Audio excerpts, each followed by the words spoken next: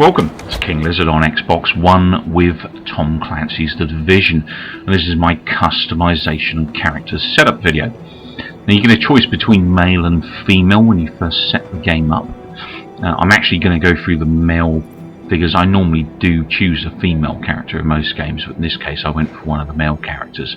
Now Tom Clancy's The Division gives us 8 canvases in the form of facial models for males to choose from. Now once we've got our canvas set, we can then obviously choose the details for that canvas, e.g. skin tone, which we have 8 choices, and also iris colour, for which there are also 8 choices. In addition to that, there are 5 different hairstyles that we can set up, which I'll show you guys as I go through the video as well. Just setting up the skin tone here for my character and my facial model. Not really sure what I'm going to go for really. There's a few in here that are kind of quite interesting looking. The detail on these characters is very good. I mean, it's some of the best that I've seen in any games of modern years anyway. So I'm going to go for that skin colour and that iris colour. I do have blue eyes myself, hence the choice. And the hairstyle, I don't think I'm going to find anything close to mine. Probably the closest I'm going to find is that, I guess, given I cut my hair really short. So go for that. And facial hair, I guess I'm not going to have any because there's nothing kind of close to what, that's kind of me really. A little bit stubbly, nothing too major. And then hair colour, we'll go for kind of a browny type look to the hair colour because that's the same as mine. I try to set my I'm a little bit disappointed, being it's Ubisoft, that we haven't got a way to get our faces into these games still. And it's kind of something that's been visited on and off for a number of the years. I mean, even some of the old Amiga 500 games, you could send your face off on a floppy disk and get it put into the game. I think it was Corporation you could do that.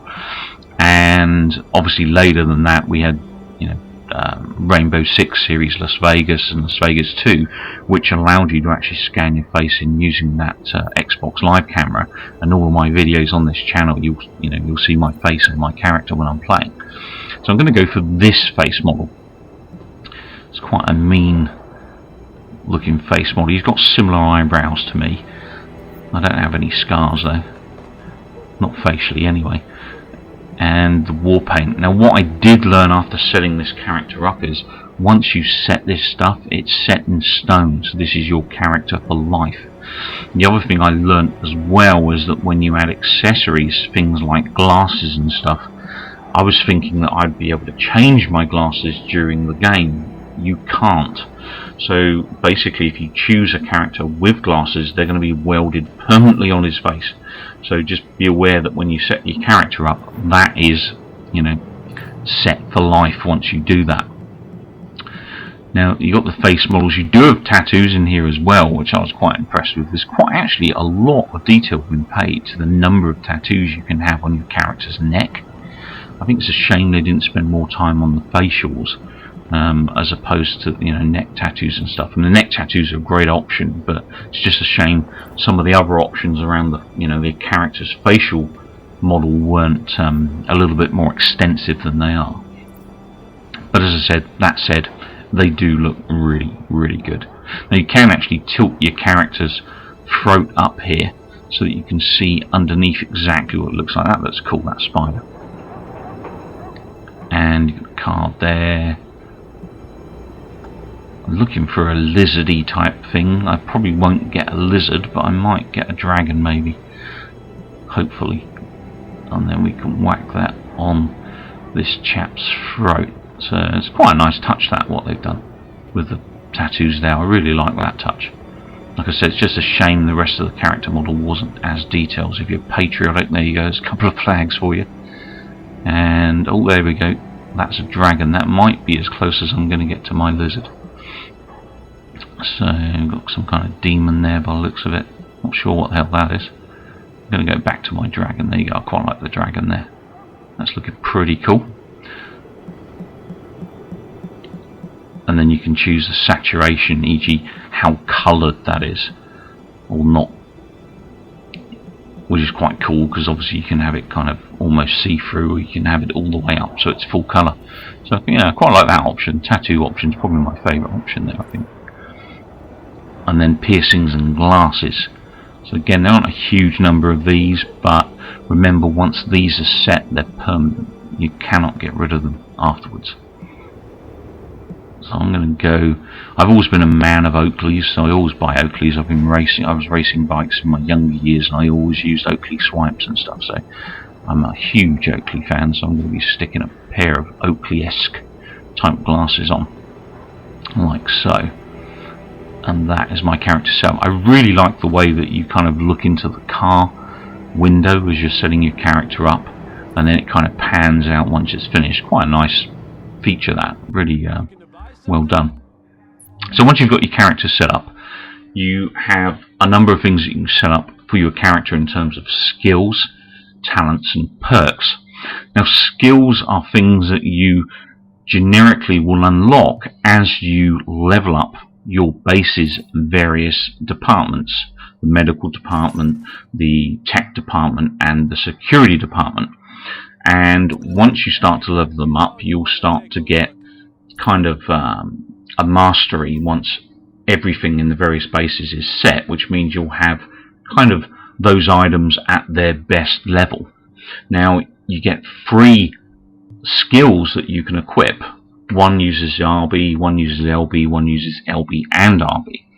And the ones I've found most useful, to be honest, I'm using the third option down at the moment, which is basically it's a health station you chuck out, and it gives a radius and kind of heals people, but it also gives you ammo as well once you level it up. And it doesn't, constantly give you ammo, but it's quite handy if you're out of ammo or you're very low on ammo and you're fighting enemy, that you keep getting your ammo replenished each time you load up to 1 magazine's worth. And the other option that I'm also using in there is the damage option. It's kind of this eye emblem. That is very good later on in the game, especially in the DZ. That thing's pretty critical when you've got 4 people. You can take down some of the lead bosses in seconds.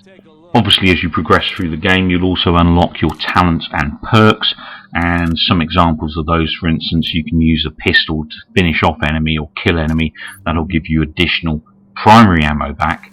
You'll also unlock more abilities to hold more health packs and stuff like that. So there's quite a variety of things.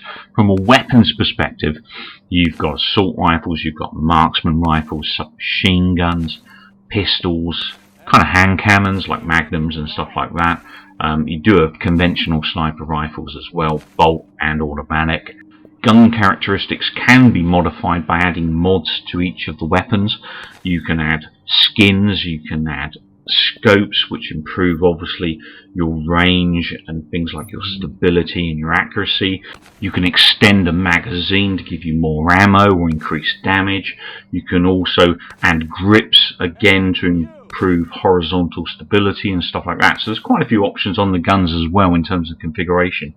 From a character perspective, in terms of clothing, there are an amazing number of options. As you play the game, you'll get these blue or light blue drops, which are clothing items. Now, initially when you first load up the game, first time round, the majority of these I'm showing you here are pretty much available at the time you load the game. So they're quite a wealth of different clothes aspects that you can apply to your character.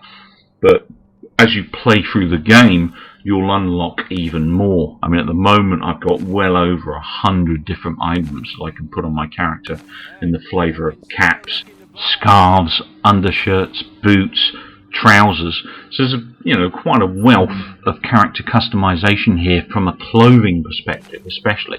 So you can really work on your character model and get something you want, from the game. You can look like a National Guard if you buy a specific version of the game. I think the gold version, which I bought, came with that National Guard outfit. There are also other outfits available through the season passes, like a hazmat gear, there's a fireman gear, there's a paramedic gear. So, there's quite a wealth of different outfits that are available as well. Obviously some of those are chargeable through DLC. Now when I bought mine, I did buy the gold edition. I refused to buy the gold edition on Xbox Live because it was £80. That's a lot of money. You know, £40 for the game and £40 for the DLC as well. No, not doing that. So basically I looked around and was able to find a copy for £60 at one of the major retailers that I cannot name. And that gave me the full game and the season pass for that £60. That to me is a bit of a bargain. I personally don't like advanced season passes because pretty much we know already that a chunk of this map has been held back for DLC, which makes you feel a little bit cheated when you know it was part of the game in the first place. That just agitates the hell out of me. So I really don't like paying for these season passes where we're really paying for what we should have had in the game in the bloody first place. But that said, hopefully it's going to deliver some good DLC for us. They're not doing anything here, Ubisoft, than anyone else is doing. I just don't, I really don't like this DLC practice, unless it's something like Forza where they are generally bringing out new cars and those, those DLC passes, if you like, are actually value for money. So this is my character all set up now, all pretty much browned out.